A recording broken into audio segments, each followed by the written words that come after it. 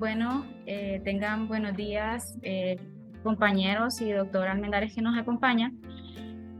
El día de hoy vamos a hablar un tema que es importante, ¿verdad? Y del cual todos debemos tener conocimiento, em, y el cual es acerca de la física del ultrasonido. Mi nombre es Salva Anelia Mejía y soy residente de primer año del posgrado de radiología e imágenes médicas. Bueno, vamos a comenzar hablando un poquito, ¿verdad?, de historia. Como ya sabemos, la historia pues ha sido trascendental en todos los descubrimientos relacionados a nuestra área. Y en este caso vamos a hablar de un biólogo italiano, como fue Lázaro Spallanzani. Bueno, realmente él no descubrió como tal el ultrasonido, ¿verdad? Ya que sabemos de que el sonido pues es un fenómeno biológico que siempre ha existido. Su tarea fue que hizo múltiples estudios y descubrió que el murciélago a través de sus alas pues emitía ondas sonoras para poder captar a sus presas, saber su localización, em, pues de esta manera las ondas chocaban contra sus presas y regresaban en forma de eco y él las escuchaba, y era la manera por la que él sabía dónde estaban localizadas sus presas. Posteriormente, pues vamos a tener a los hermanos Curie, ¿verdad? Jacques y Pierre Curie, que ellos contribuyeron también mediante el efecto piezoeléctrico, que esto pues lo voy a explicar posteriormente. Pero esto no es más que la transformación de la energía mecánica en energía eléctrica, y viceversa. Y esto pues lo explicaré más adelante. Y otra de las contribuciones también que debemos saber, pues se la debemos al físico Christian André Doppler, quien él descubrió e hizo estudios sobre el ultrasonido en movimiento, especialmente pues en la sangre, y que es lo que actualmente conocemos como Doppler, y esta técnica pues posteriormente se fue mejorando, ¿verdad? Bien, continuando ya enfocándonos en la física del ultrasonido, necesitamos comprender algunos conceptos que son importantes, ¿verdad? Entonces, partiendo de esto, diremos que el sonido es la consecuencia de la energía mecánica a través de la materia, y esto pues va a ser en forma de ondas, ¿verdad? Que se va a producir de una manera alternativa fenómenos de compresión y rarefacción.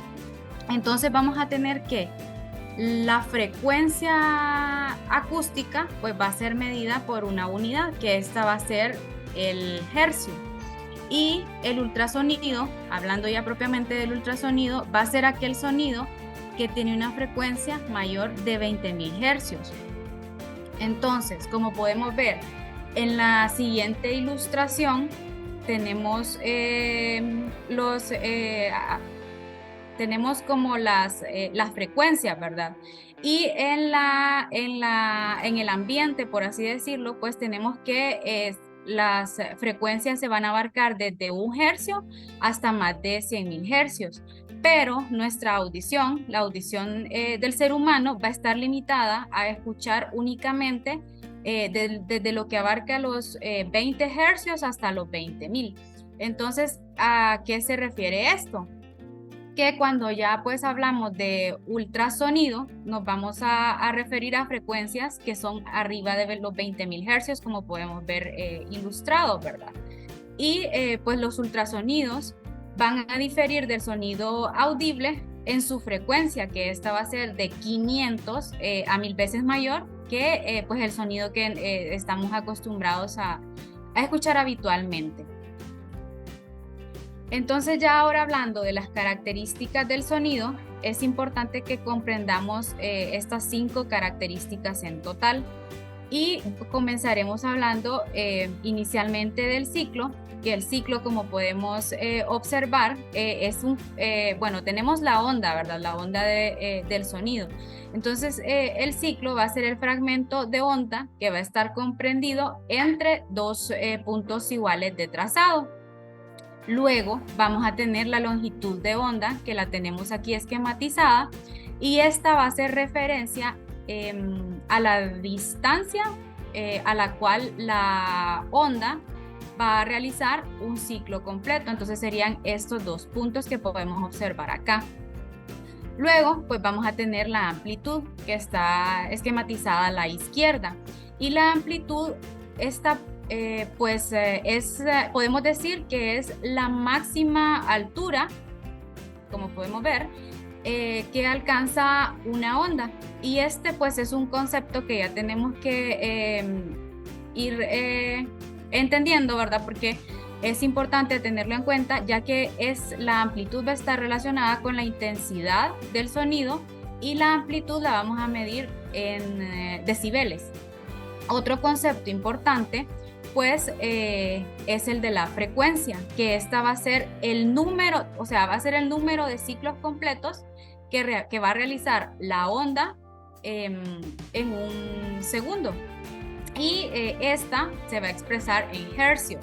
La amplitud ya dijimos en decibeles y la frecuencia pues en hercios, ¿verdad? Y este es un término importante también de comprender, ya que va a determinar la profundidad, hablando de la frecuencia, que va a representar entre mayor frecuencia, va a haber una penetración de los tejidos, como podemos ver esquematizado, ¿verdad? Pero al tener una menor frecuencia, va a haber una mayor penetración de los tejidos, pero la calidad de la imagen va a ser diferente. Entonces esto va a ser importante porque nos va a ayudar a determinar cuál va a ser el tipo de transductor que nosotros debemos utilizar, dependiendo la estructura que debemos o que queremos, evaluar, ¿verdad? En cuanto a estructuras superficiales, pues vamos a utilizar un transductor que utilice alta frecuencia, y en órganos profundos vamos a utilizar un transductor que sea de baja frecuencia. Continuando ahora, otra característica pues es la propagación del sonido. Y tenemos que los sonidos van a transmitir la energía que se propaga pues a través de los tejidos, y esta va a viajar puede viajar en una dirección ya sea perpendicular, en forma transversal o longitudinal. Entonces, la velocidad de propagación del sonido en el organismo va a depender de diferentes propiedades físicas del tejido. Y estas, como podemos observar en la gráfica ilustrada, pues varía entre cada uno. Entonces, como podemos observar la ilustración, esto pues se dice que va a depender de la rigidez, por lo cual aumenta con la rigidez y disminuirá con la disminución de la densidad. Pero a manera general se asume, o vamos a asumir, que la propagación del sonido va a ser de 1540 en la mayoría de los tejidos que estemos evaluando, a diferencia de la grasa, que va a disminuir, va a ser de 1450, y los huesos, que va a ser pues mucho más elevada. Entonces, en la siguiente imagen podemos observar, pues es un artefacto, hablando de la velocidad de propagación, que nos esquematiza que ya cuando el sonido atraviesa la lesión, como podemos observar aquí es una lesión de grasa que tenemos, el retorno del eco al regresar, o sea, viaja el sonido, y ya al regresar, como la grasa va a tener una velocidad menor que la de los demás tejidos, que es de 1440, entonces eso se va a ver reflejado como un retraso en el eco, y se va a interpretar como que la lesión y la estructura adyacente se va a encontrar como pues mucho más en una localización, mucho más profunda a lo esperado. Será básicamente como una imagen simulada y esta es la razón o el porqué en algunos tejidos y también comprende también la impedancia acústica que posteriormente lo vamos a ver, ¿verdad? Que por ejemplo en la esteatosis hepática que vamos a tener dificultad de visualizar algunas estructuras. Y continuando, hablando siempre de la velocidad de propagación, para entenderla mejor, debemos saber que todo va relacionado, ¿verdad?, con la onda del sonido. Entonces, esta se va a relacionar por medio de la siguiente fórmula, donde la longitud de la onda, como podemos ver, va a ser igual a la velocidad sobre la frecuencia. ¿Qué nos quiere decir esto? Tenemos que para una misma velocidad de la longitud de onda, esto va a ser inversamente proporcional a la frecuencia. Entonces es así como podemos ver en la gráfica que entre mayor sea la longitud de la onda, vamos a tener frecuencias que van a ser mucho más lentas, mientras que menor sea la longitud, pues la onda va a llegar mucho más rápido, por así decirlo. Y en la parte inferior de la gráfica, lo que estamos observando es la relación entre amplitud e intensidad del sonido, que a mayor sea la amplitud, pues vamos a tener una intensidad más alta, y entre menor sea la amplitud, la intensidad pues va a ser mucho más baja o más pequeña. Hablando ya de la impedancia acústica, pues nos dice que esta viene determinada por el producto de la densidad del medio donde se propaga el sonido y la velocidad de propagación del sonido en dicho medio. La impedancia acústica, en términos más sencillos, pues no es nada más que la resistencia que va a oponer el medio o determinada estructura, por decirlo así, ¿verdad? Y pues vamos a tener que para que se produzca un eco deben existir interfaces reflectantes o reflectoras. Y por ejemplo, si tenemos un total, un ejemplo sería que si tenemos un medio totalmente homogéneo, este no va a encontrar interfaces para reflejar el sonido y se va a ver completamente anecoico, ¿verdad? A diferencia, como podemos ver aquí esquematizado, la diferencia de las interfaces, si tenemos diferencias de interfaces que son bastante amplias, la amplitud de los ecos pues va a ser reflejada y van a regresar con mayor claridad, a diferencia de que las interfaces tengan menor diferencia de impedancia acústica, el eco reflejado pues se va a reflejar en menor intensidad, o también si la velocidad de propagación es menor, pues los ecos se van a reflejar en menor intensidad y nos van a interferir en la visualización de lo que estemos evaluando. Ahora bien, continuando con la reflexión, pues tenemos que la reflexión, esta ya va a ser cuando el haz incide o llega a una interfase y puede verse reflejado, pero esta va a estar determinada por el tamaño de la interfase.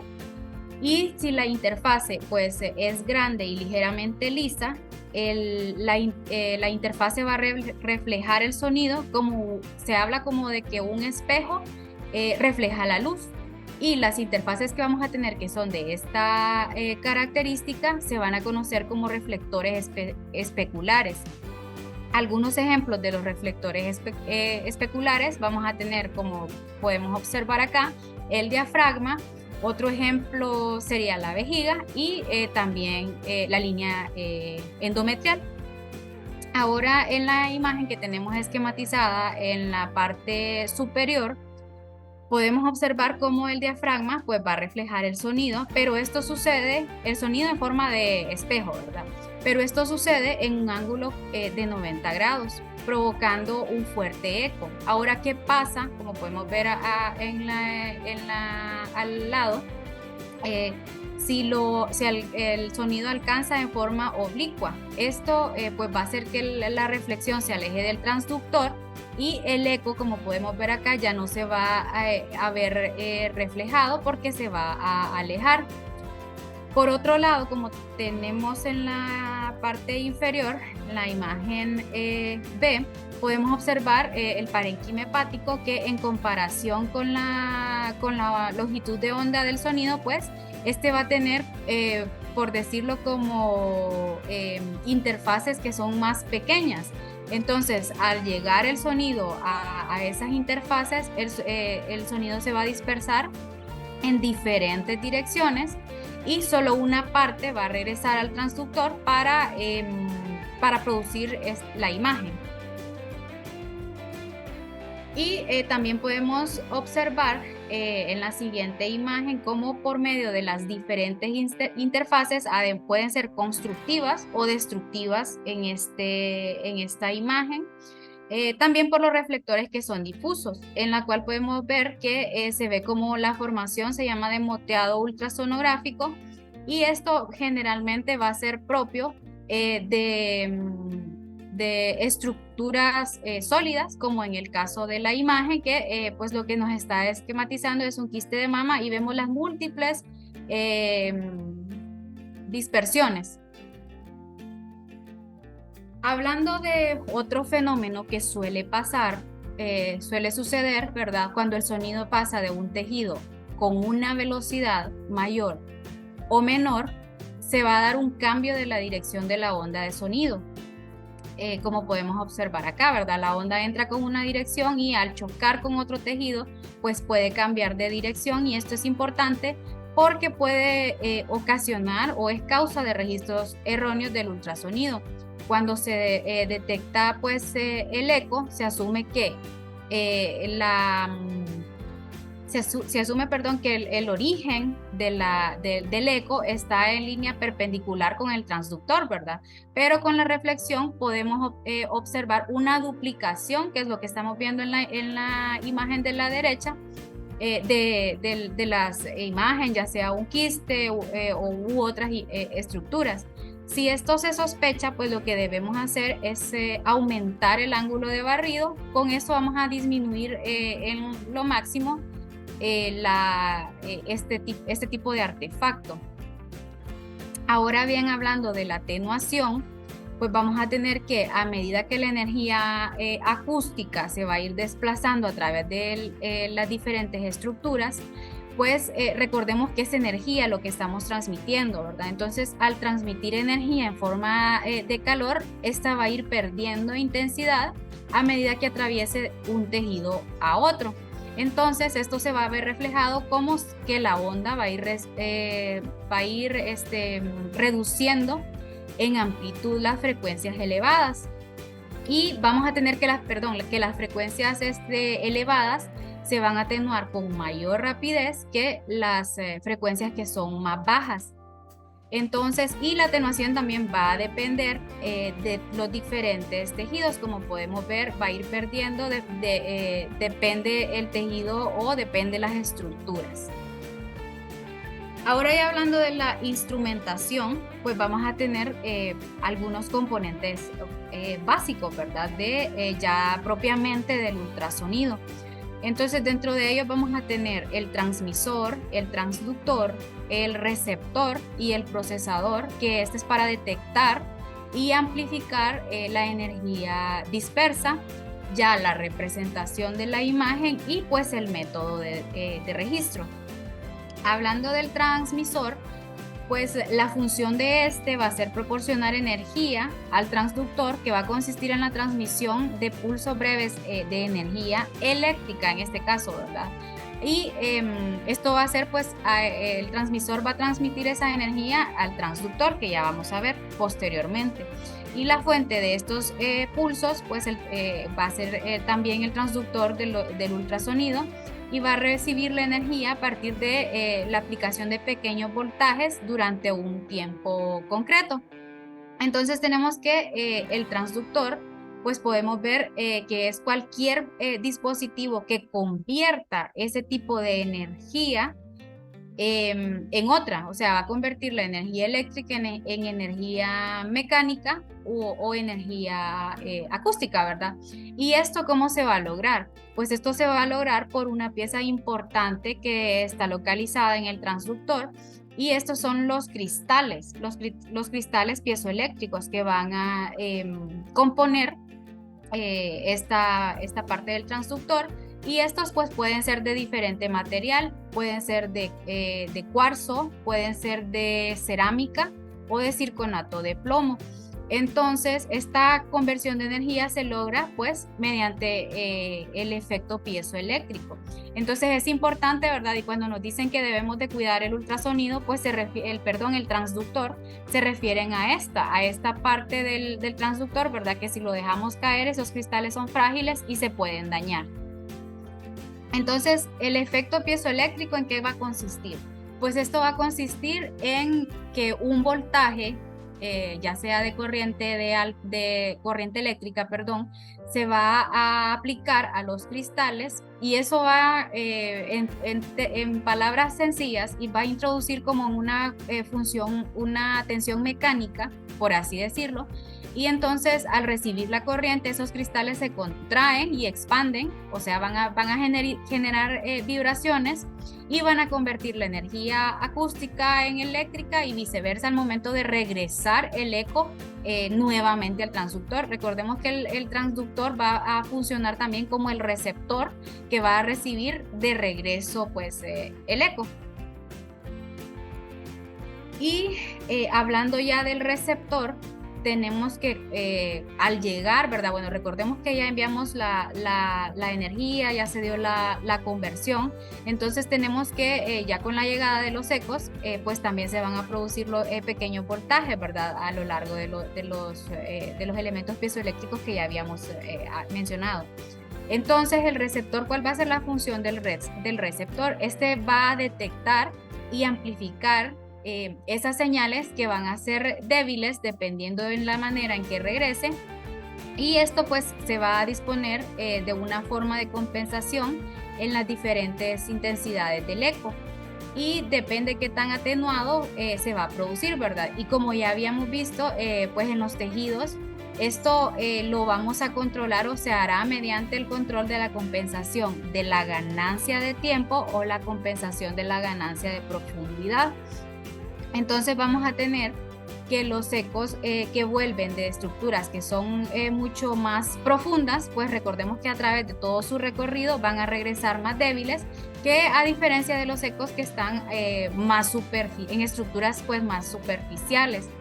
Entonces van a tener que ser amplificadas por el receptor para que nosotros podamos observar en la imagen de la pantalla pues un aspecto ya más uniforme, por así decirlo. Y esto lo podemos ver, estos son las ganancias que nosotros le hablamos, ¿verdad? Y este ajuste lo podemos hacer, pues es uno de los controles principales que debemos conocer, porque va a repercutir en la imagen obtenida, como podemos observar en la siguiente imagen, ¿verdad? Aquí podemos observar que vemos oscuro, y al regular la ganancia de tiempo, pues ya podemos visualizar mejor. Hablando ahora del rango dinámico, pues esta es la relación entre la señal más alta detectable y una señal más pequeña, pero esto en cuanto a la amplitud, en la escala de grises, esto lo vamos a expresar en forma de decibelios. Entonces, ¿en qué va a afectar este parámetro, el rango dinámico? Generalmente esto pues ya viene establecido, ¿verdad? Pero esto va a determinar el contraste de la imagen. De manera que vamos a observar, si tenemos un rango dinámico mucho más bajo, vamos a observar, como podemos ver en la primera imagen, una imagen más contrastada, y a manera de ir aumentando el rango dinámico, por ejemplo aquí en el 60 decibeles la imagen se suaviza y aumenta su brillo, y pues vamos a disminuir más que todo el ruido, por así decirlo, y vamos a observar pues mucho más nítido. Ahora ya hablando de la representación de la imagen, pues como ya sabemos, ¿verdad? El ultrasonido ha venido evolucionando, y pues hay diferentes maneras de representación. Y actualmente pues en la escala de grises tenemos el modo B, que este pues es el más utilizado y es el que el que estamos observando a diario frecuentemente, donde vamos a observar la estructura anatómica en una manera dimensional y en tiempo real. Ahora, ¿cómo se construye esta imagen? Esta imagen pues se construye a partir de pequeños pulsos en forma de líneas sucesivas, como vamos viendo en estos diferentes fragmentos, ¿verdad? Se van a ir enviando las diferentes líneas sucesivas hasta obtener una imagen convencional como la que estamos viendo, que pues es bidimensional y que es la que conocemos a diario, ¿verdad? Que observamos a diario, perdón.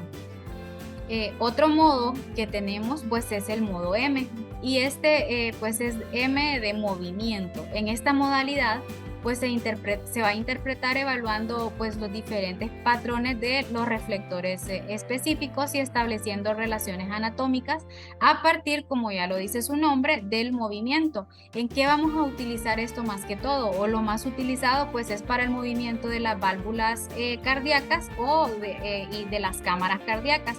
O también para, o sea, lo que podamos observar con movimiento, pues se puede hacer en el modo M, ¿verdad? Como podemos ver el diafragma.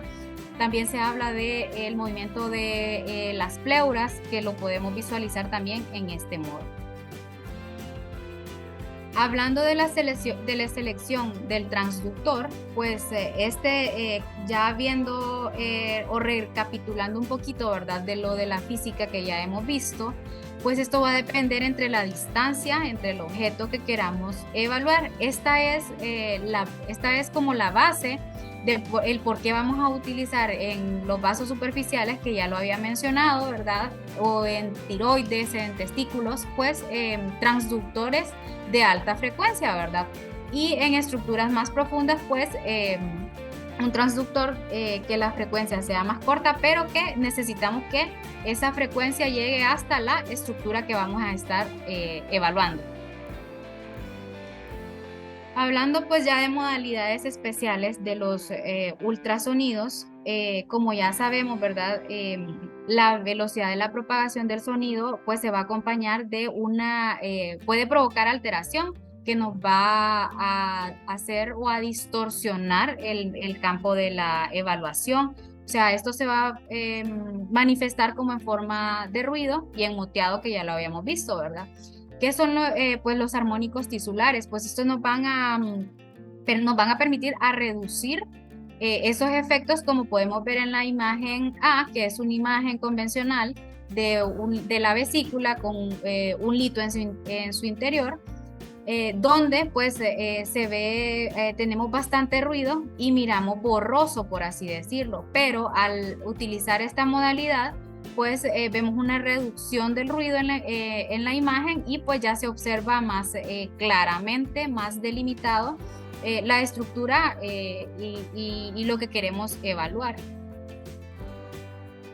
Y pues otra imagen, ¿verdad? El moteado en los ultrasonidos, que ya vimos que es interacción de consecuencia ya sea constructiva o destructiva. Y en el caso por ejemplo, podemos ver que enmascara si lo tenemos alterado, ¿verdad? Lo que estábamos viendo, nos puede enmascarar un tipo de lesión o una lesión simulada, mientras al modificar este parámetro, pues ya vamos a delimitar bien.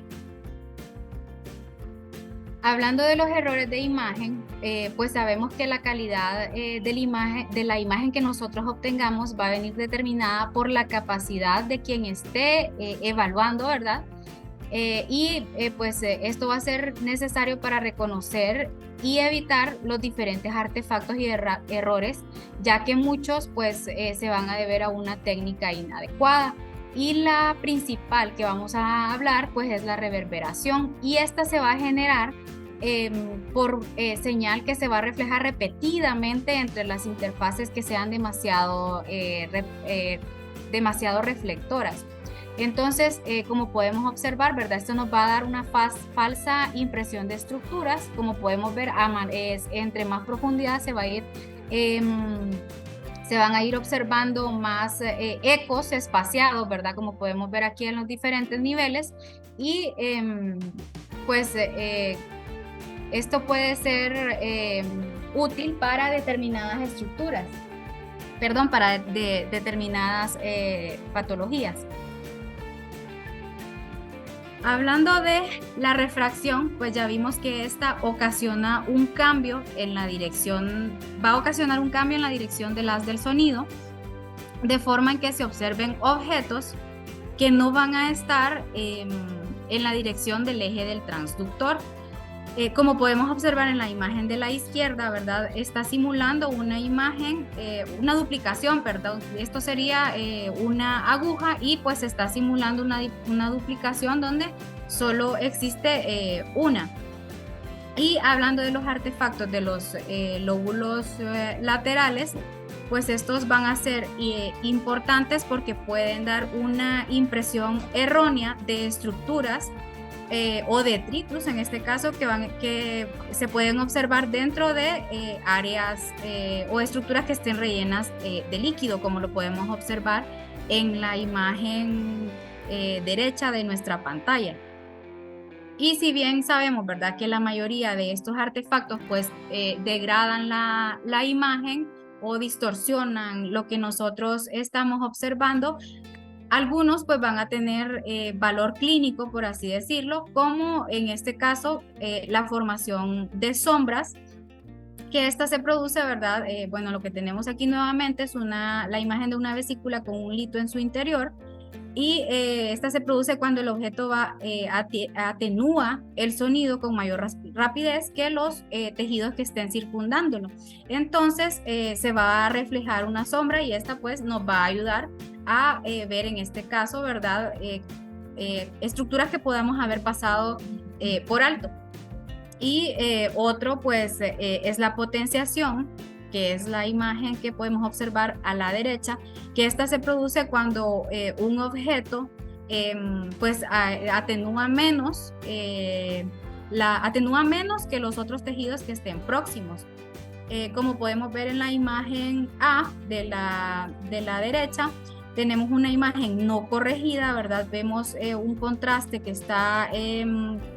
nos está oscureciendo, que es una masa, pero al momento de arreglar o modificar esos parámetros, la ganancia, ¿verdad? Obtenemos ya la representación normal, pero nos dimos cuenta de que había algo que nos estaba interfiriendo y solo podíamos ver la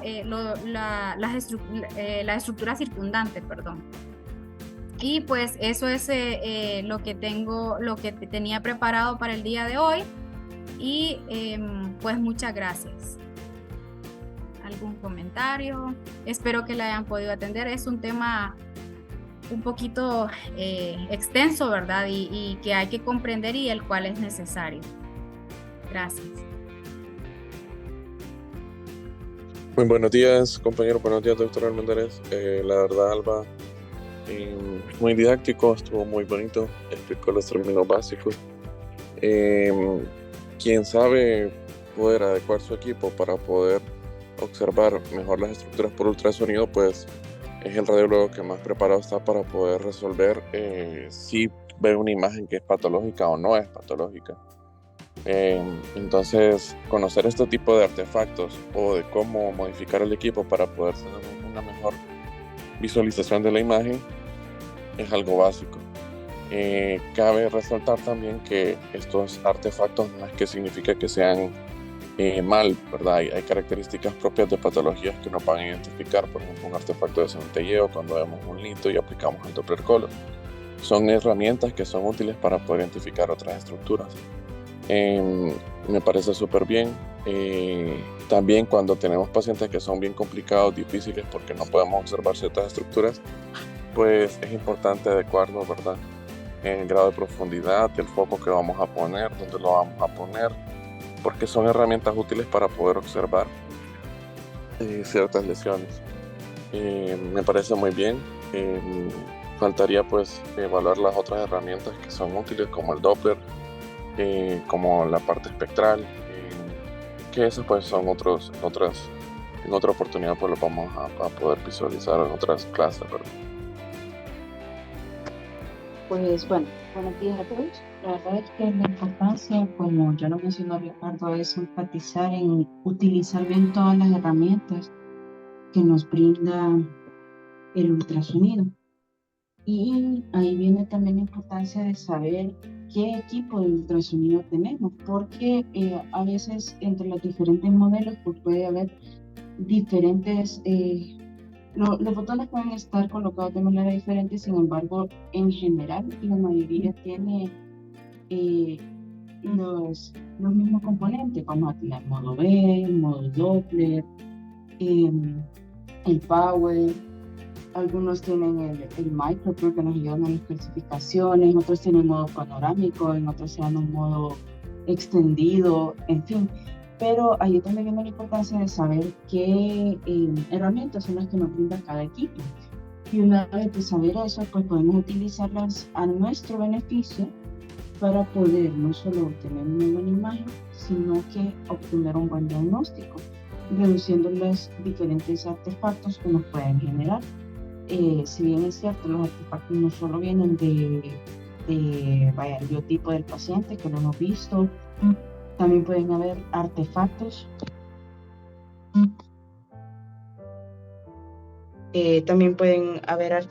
perdón, que van a estar, dependiendo del transductor, ya cuando los transductores tienen cierto desgaste, nos pueden generar artefactos que se van a ver como sombras que vienen desde el inicio de la pantalla, entonces también hay que tener cuidado con eso. ¿Qué otra cosa? Pues siempre recordar que todas estas herramientas, siempre las usemos bien, nos van a reducir los errores diagnósticos que nosotros podamos tener.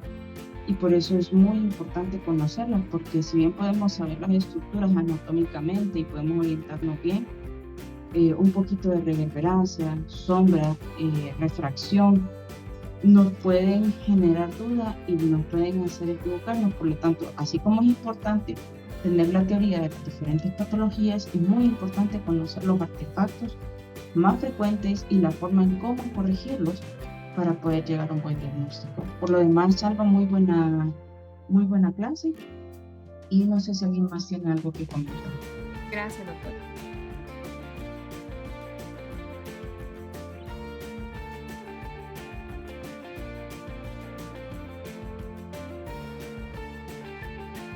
Buenos días a todos. Pues estuvo bonita la clase, Alba. Creo que el ultrasonido es una de las piezas fundamentales en la radiología, ¿verdad? Porque tenemos que recordar que es uno de los que está más altamente difundido y, por así decirlo, también es de bajo costo, ¿verdad? Lo único que se sale un poquito de la línea es que el ultrasonido es algo que es operador dependiente. Entonces, alguien que no conoce los parámetros adecuados, pues obviamente va a llegar a diagnósticos erróneos. Incluso, no sé si el día de ayer usted mostró un ultrasonido que daba el doctor, uno de los docentes de la tarde, ¿verdad? Que tenía un diagnóstico pues algo raro, ya que lo que se presentaba en la imagen era un artefacto de cola de cometa, se le dice, por la presencia de aire, ¿no? Que se fue confundido con litos. Entonces hay que tener en cuenta eso. Algo importante es cómo funciona el ultrasonido, ¿verdad? Que envía estas ondas eléctricas que son transformadas en energía mecánica, conocido como el principio piezoeléctrico, ¿verdad? Eso es importante. También la importancia del transductor adecuado, como bien lo mencionó Alba, que un transductor de baja frecuencia tendrá mayor profundidad, pero tendrá menor resolución, así como el lineal tendrá mejor resolución, pero menor penetración, ¿verdad? Entonces la adecuada elección de los transductores, que son a veces cosas que los compañeros en las emergencias no comprenden cuando desean que nosotros hagamos ultrasonidos portátiles, y a veces pues no hay transductores adecuados para realizar los estudios. Entonces nos llevamos a la medida que tenemos que mover los equipos de las áreas, que no son equipos realmente que estén hechos para ser movilizados, porque obviamente son equipos altamente avanzados y por lo mismo son delicados, no deben de estarse moviendo. Los artefactos, ¿verdad? Hay múltiples artefactos, como bien lo mencionó, la sombra acústica, la reverberancia, reforzamiento acústico posterior. Hay que familiarizarse con cada uno de ellos a medida de que el momento que aparezcan, nosotros fácilmente identificarlos y asociarlos, ¿verdad? Por lo demás, Alba, muy bonita la clase, me gustó. Y pues solamente. Gracias, doctor.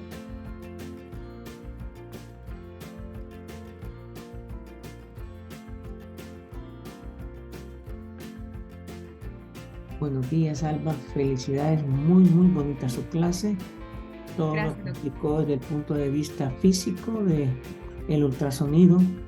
Me gusta su última imagen, ¿verdad? Esta que dice, porque lo esencial es invisible a los ojos.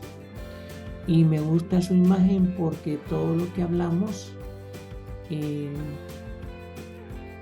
puede ser esencial, pero si no utiliza esa mano que tiene ahí, de nada sirve. Ustedes que están iniciando se han dado cuenta de que no solo es poner un transductor y usted inmediatamente va a poder valorar o encontrar una imagen diagnóstica específica, sino que depende mucho del movimiento de su mano, la angulación, la posición, y que en algunos casos pues eso causa un poquito de dolor porque las posiciones a veces pueden ser un poco incómodas para el que lo hace, no para el paciente. Entonces, todo esto depende mucho del posicionamiento, de la angulación, del desplazamiento de ese mismo transductor, que si lo hace inadecuadamente va a permitirle ver imágenes inadecuadas. Es más, en alguna ocasión a alguien le enseñé que uno puede formar un cálculo en la vesícula, simple y sencillamente con darle una pequeña angulación al transductor y hacer simular un cálculo. Entonces, todo esto es importante, la física es importante, pero como decía Carlos, el ultrasonido es operador dependiente, depende mucho de usted, depende mucho del conocimiento físico, pero también del entrenamiento en el posicionamiento, la utilización y la compresión de su transductor. Es esencial qué transductor va a utilizar para cada estudio, pero es más esencial todavía el que usted sepa utilizar ese transductor. Por lo demás, la felicito y me imagino que vamos a seguir profundizando más en estos conocimientos. Hay clases que amplían un poquito más esto. Creo que para el fin de esta semana ya se va a poder matricular a todos y ya en la plataforma digital hay una serie de temas físicos de ultrasonido, de rayos X, de tomografía, de resonancia, etc. para que los puedan ver. Yo les aviso ya cuando ya se pueda estar la apertura de la plataforma. Por lo demás, gracias a todos. Gracias, doctor. Gracias, doctor. Gracias, doctor. Muchas gracias. Buenos días, Salvador.